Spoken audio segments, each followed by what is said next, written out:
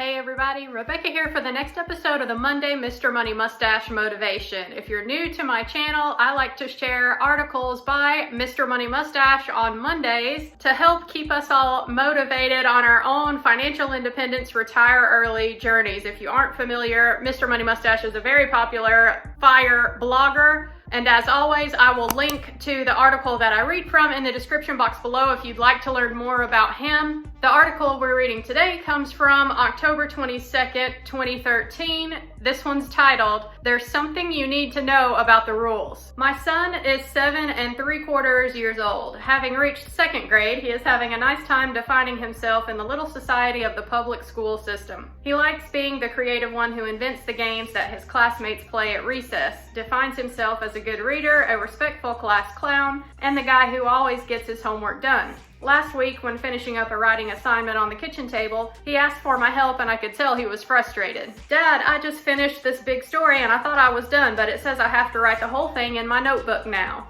I looked at the sheet where he had meticulously written out his story about a journey to the center of the earth. At the top were the instructions. Write a story in your notebook about travel. Then the whole page below was filled with blank lines, implying that you were supposed to write the story right here on that worksheet, which is what he had done. The instructions were conflicting. I told him, it looks like the instructions were not clear, but since you already wrote your story on this worksheet, you can just hand in the page instead of the notebook. Or if you want to get really fancy, we can cut out the story and glue it into your notebook. This suggestion seemed to bring him great unease. The instructions were telling him to write his story in the notebook, and he had clearly written his on the paper instead. He was in violation of the rules, and this was scaring him. I suddenly realized that I had some teaching to do. It was time to share a deeper explanation of what the rules really are, and I thought you might want to join in for the session as well, because if you look around carefully, you will see that most of the problems of our society are based upon an incorrect understanding of the rules. Let's dig into the Mr. Money Mustache mailbox for a recent example. When I first announced that I had bought a new 1950s house and was planning to renovate it, a complainy pants comment came in with this juicy content. "The renovation you describe is no small feat in getting a structural engineer to sign off on the installation of a new roofing system upon a foundation and walls with 7-foot 8-inch ceilings, no less, set over 50 years ago could be challenging as well. I can't count the number of times I have seen plans similar to these go haywire because of the unforeseen, and I question the reward by selling the old place and moving. In this neck of the woods, docks and transfers are significant and sometimes exceed 6% of the selling price, and these are historically paid/split buying and selling. And lastly, am I missing something? This house seems small, very simple, a basic dwelling, 80 by 80 lot. Not a fan. I spend a lot of time working from home and around my home. Give me some space." Wow, I thought. Is this person completely unfamiliar with the principles of this blog?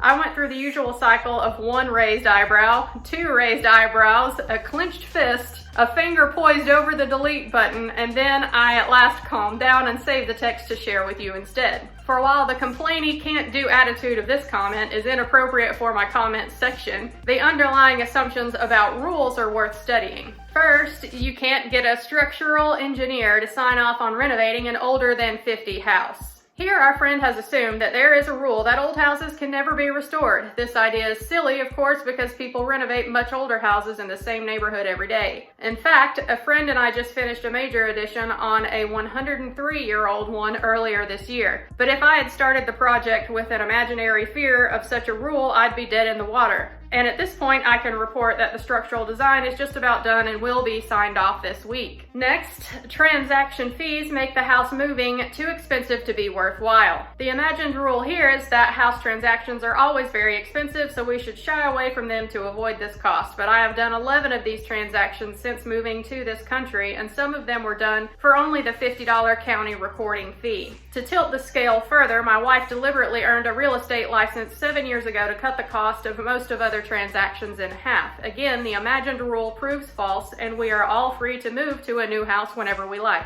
Next, a small and simple house is not desirable. I wonder which society dreamed up this rule. First of all, a 1,532 square foot soon-to-be luxury home on an 80 by 80 foot lot adjoining a 1.3 acre public park overlooking the Rocky Mountains in the walkable central district of one of the most desirable cities in the world's richest country is probably good enough for plain old Mr. Money Mustache. But if there is anyone who thinks that even a quarter of this standard of living is a key to happiness, you might want to check to see if your brain tissue is sparkly and white because you have received a near fatal dose of brainwashing derived from a book of rules that helps nobody. But I can't win this battle with just a list of single-issue defenses. To cure the disease of rules excusitis, you need to elevate yourself to the next level and understand exactly what the rules are. And a nice way to illustrate this is to turn to one of my favorite concepts from Dungeons & Dragons. In D&D, your imaginary characters come with personalities defined along two different scales: how good or evil they are, and how much respect they have for the rules. So you end up with descriptions like chaotic evil, chaotic good, lawful evil, and lawful good. If we put these into a colorful table with some insightful examples, it would look like this. At this point, you may see the connection between the rules and becoming wealthy. I propose that the biggest advantage you can give yourself and your society is to be as high on the good scale as you can be, but pay less regard to your score on the lawful scale. Now, before the police officers among you pack up some handcuffs and begin a stakeout of Longmont, let's explain that with a few examples. U.S. society has literally adopted the phrase standard of living to be synonymous with amount of money you spend on yourself. If you follow this rule, you permanently lock yourself into needing more money to feel happy, which dooms most of us to 20 or 40 more years of office work than we really need to achieve it. Far too recently, laws existed that made it illegal for African Americans and women to vote, but not long before that, it was legal to own human slaves. Somewhere in there, beer and wine became illegal for 13 years. We had philosophy, steam power, advanced astronomy, and physics at the time, and yet these were the rules a lawful person would have to follow. Knowing this, is it logical to assume that our current laws on marijuana plants, the rights of people who are not heterosexual, or what level of the natural environment we share it is acceptable to destroy are automatically correct? Of course not. In some cases, goodness requires you to fuck the idea of lawfulness and do what is right, working to change the laws in the process. Interesting section there, wasn't it? Times have changed even since 2013 when this article was written. This is another reason why I love to go and look back at some of these classic Mr. Money Mustache articles. Religions impose their own laws, which were often designed with the most noble of intentions, but now cause bizarre and impractical side effects. A historical famine or disease made it sensible to ration certain crops or meats at the time, yet the rules were set in stone and are followed blindly to this day. Political alliances or wars generated hate between people, and now their descendants continue to bomb each other's vegetable markets, even centuries after the original sins were buried. Some leaders were opposed to gay people 1,000 years ago, and now their descendants still work to write the discrimination into their country's constitution. Although these may be the rules today, a quick questioning of their origins should reveal that there is great advantage to all if you are bold enough to break them.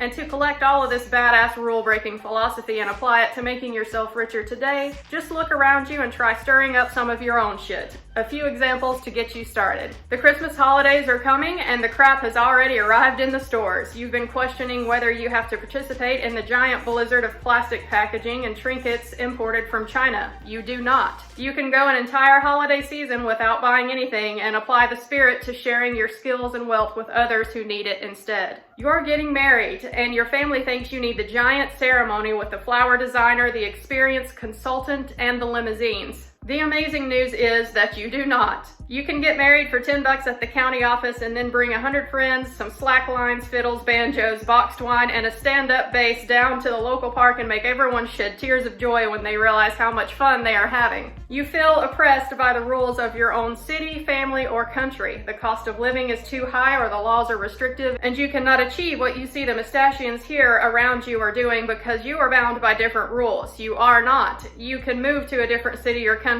You can earn a leadership position in your own family or your own country. You can work within your own system or move to another system to get whatever advantages you like. With sufficient disregard for the rules, you will find new avenues of freedom opening in your life wherever you live. Everyone has told you that your kid will only prosper in the expensive school district where nobody speaks Spanish and the horseback lessons 20 miles out in the country are essential to round out the character to qualify for the eventual Ivy League school. Such well-meaning but tragic bullshit. Little Mr. Money Mustache's officially measured reading level is just about to hit the high school level, and he can beat me at chess. And he shares a classroom with kids who don't get enough for breakfast. He gets his advantage from parents who keep books instead of televisions in the house and who sacrifice Mercedes SUVs and private schools in favor of having time to bike to school with him and help both him and his not quite as lucky friends in the classroom when they get there. Junior Money Mustache will have the grades and the financial resources to get into the university of his choice, but also knowledge that there is no requirement to get a college education at all for either a happy life or for financial success. For this old rule of society is another one to disregard. I describe these happy examples not as an attempt to boast or criticize others, but hopefully as an inspiring example of what happens when you question and break the goddamned rules. So I hope that as my son grows up, he will cultivate his own healthy skepticism for the rules and call bullshit whenever something smells foul. Because as it turns out, the people who have the balls to question the rules find that they are suddenly in the position of making them instead. All right, y'all, that was another one full of Mr. Money Mustache face punches, was it not? This is why I love sharing the Mr. Money Mustache articles on my channel. I identify so much with so many of Mr. Money Mustache's philosophies. Now, that's not to say that I agree with everything that he has to say, but I love the overall sentiment in some of his articles that I share on my channel. And this is another one. Y'all, I kind of always felt like that I had a healthy skepticism of the rules. Not that I was ever a wild child or broke the rules just to be rebellious, but I do consider myself a free thinker when it comes to set rules. I think if you're in the FIRE movement, then you automatically fall into this category as well, because even the thought of trying to attain financial independence and retire earlier than the set paradigm of working until 65 and then hopefully you've saved enough to retire, just the very fact that you are working to do something different than the norm means that you are also the type of person to question the rules. And I think that there is absolutely nothing wrong with that. In fact, it is a good thing. That is how society progresses forward. So yeah, this one was a great one. I had to share it on the channel. Again, if you want to read this article for yourself and look around at Mr. Money Mustache's website, I have it linked in the description box below. Hope you enjoyed it as much as I did. I will link to the rest of the Mr. Money Mustache motivation videos I've done at the end of this one. And I'll see you next Monday for the next episode. Bye guys.